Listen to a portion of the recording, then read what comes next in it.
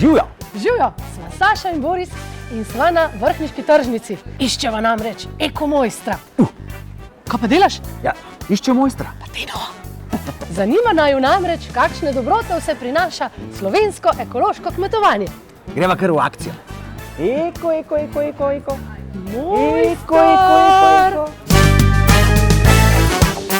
Pravila so enostavna. Kdor pove več pravilnih odgovorov, zmaga in gre naprej v finale za naziv ekomojstra. Zato kar k prvemu vprašanju. Kaj vse se pridela v Sloveniji na eko način? Znaš našteti še kakšno drugo, neobičajno, eksotično sadje ali zelenjavo, ki je na eko način pridelano pri nas? Z nami sta Ksenija in Dušan. Ksenija, kaj vse se v Sloveniji prideluje na eko način?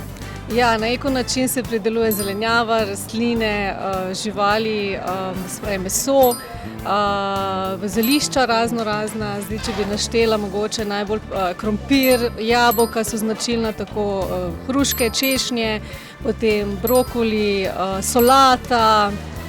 A znaš našteti še kakšno drugo, bolj neobičajno, malo eksotično sadje ali zelenjavo, ki se prideluje pri nas?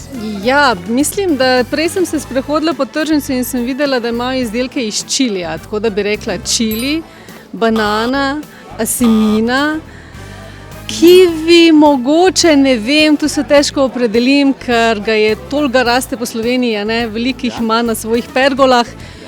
Dušan, Ja, zanima me, kaj se v Sloveniji vse pridela na eko način? zelenjava, Okay. meso, sadje, Kakšno specifično? sadje, jabolka, hruške, grozdje, kaki, kivi, Še kakšne mlečne izdelke mogoče? sir, Znaš našteti mogoče še kakšno neobičajno, mogoče eksotično sadje ali zelenjavo, ki se v Sloveniji pridela na eko način? recimo kaki, banana,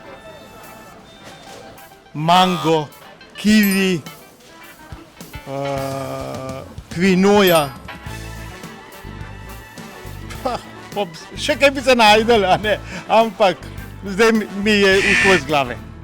Odgovori so prešteti in zmagal je Dušan. Dušan gre naprej v finale za naziv ekomojster. Zato nas spremljate še naprej. In odkrite, kaj vse se skriva za eko znakom Kmetijstvo Slovenija.